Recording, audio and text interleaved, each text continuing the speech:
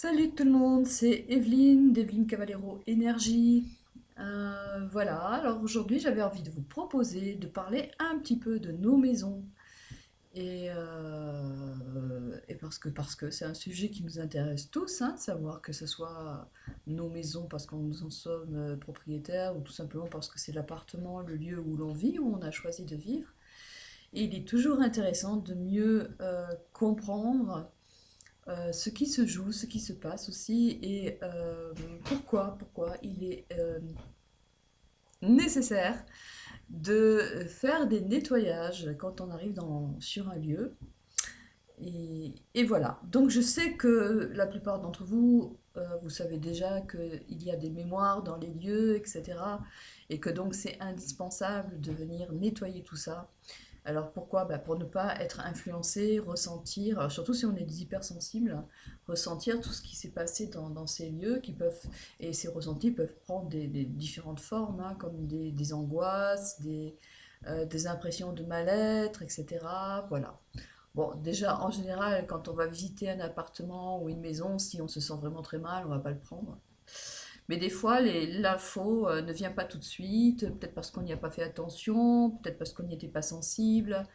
Et de toute façon, ça va venir après. Voilà. Et, euh, et bien voilà. Donc il y a différentes façons, hein, à ce moment-là d'interagir avec sa maison. On peut utiliser la femme violette, on peut utiliser l'énergie universelle, travailler avec les maîtres. Bon, voilà. L'important, c'est de comprendre en fait qu'il y a des informations qui vont rester stockées dans les murs, dans les parois de la maison, dans les objets, s'il y a encore des objets, que ce soit des mémoires que les personnes auront laissées comme des empreintes en fait.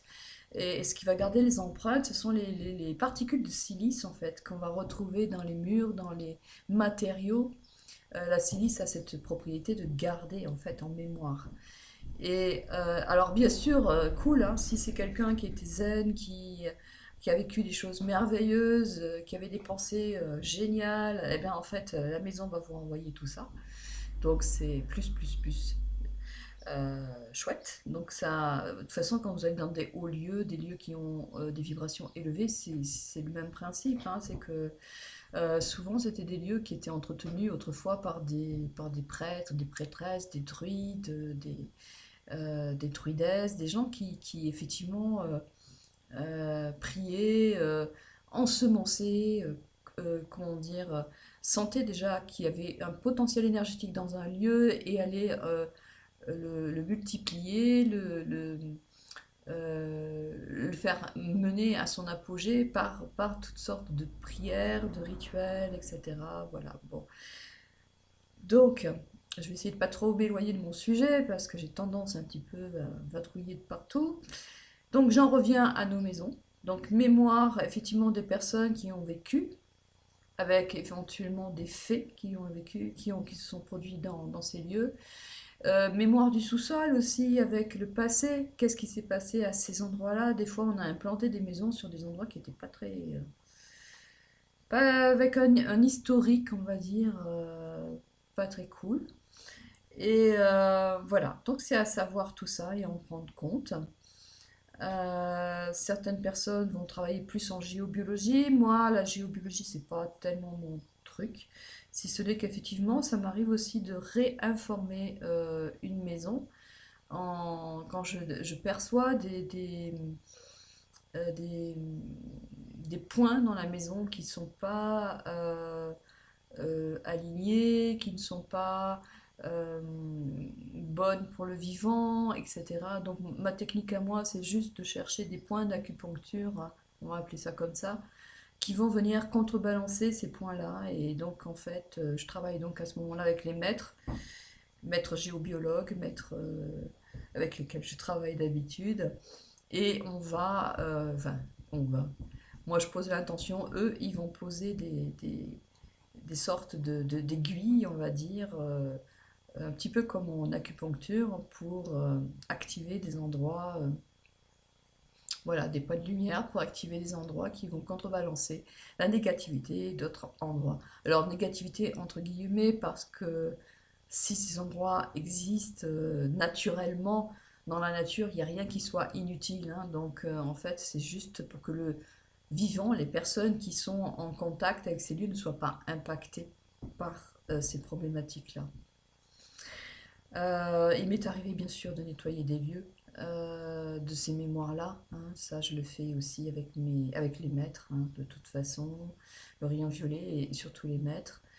Et voilà. Après, la géobiologie euh, telle qu'on peut la concevoir, telle que peut la concevoir les géobiologues, c'est pas vraiment mon truc. Non, je pourrais pas trop en parler en fait.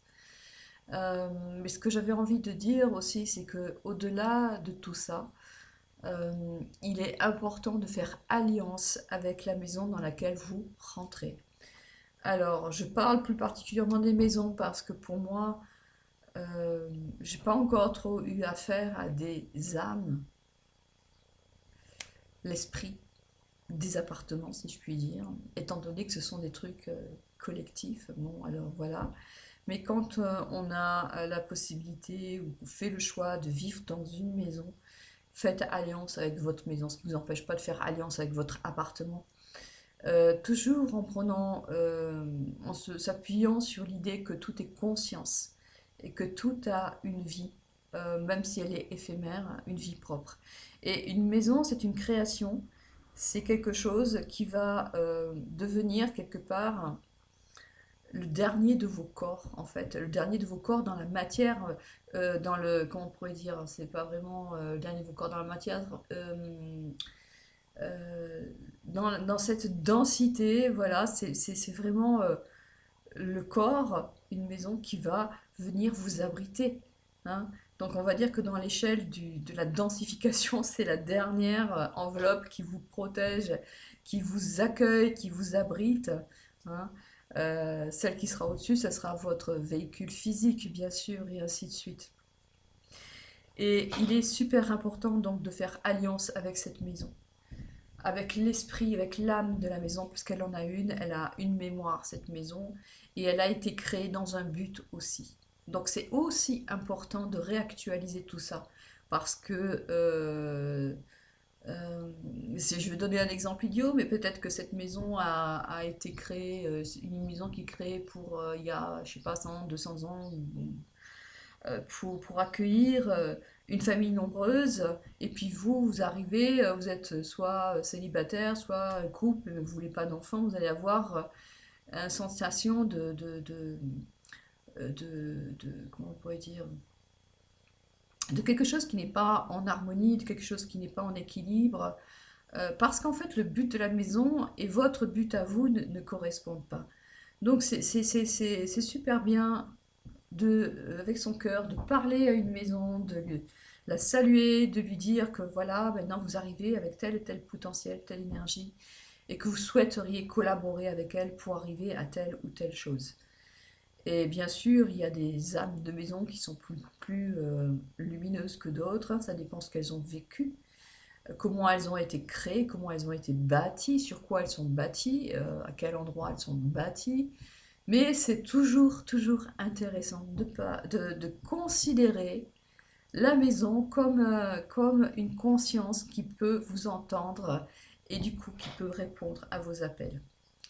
Alors, par expérience, moi je vis dans cette maison ici depuis 4 ans et demi et j'ai dû faire alliance avec cette maison parce qu'au départ, euh, eh bien, en fait, je n'étais plus en accord avec mon choix de maison. Et donc, ça a généré une espèce de mal-être qui n'arrivait pas à se résoudre jusqu'à ce que j'accepte cette maison et que je me dise, bah, pour un temps, cette maison, c'est mon foyer, c'est mon ancrage, c'est mon lieu de vie, et que j'arrête de la fustiger, vraiment d'être désagréable avec elle, en fait. Voilà. C'est super important parce qu'à partir de ce moment-là, j'ai conçu ma maison autrement et chaque fois que je rénovais quelque chose, une partie de cette maison, je le faisais en conscience et j'ai compris qu'elle m'aidait aussi à aller clarifier des choses en moi, à aller visiter des pièces en moi que j'avais besoin de redécorer, que j'avais besoin de soigner aussi, ou simplement elle m'a permis aussi de voir aussi la vastitude qui était en moi, enfin des choses comme ça.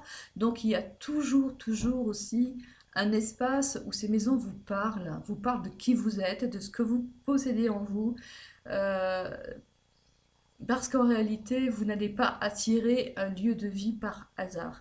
Alors quelquefois, ce sont des lieux de passage, parce que elles ont juste besoin de vous montrer un passage de ce que vous portez à l'intérieur de vous à un moment donné, et qui, pour une période de votre vie, et qui n'est peut-être pas, soit qui soit juste, ou soit qui ne l'est pas, mais ça va faire résonance avec vous.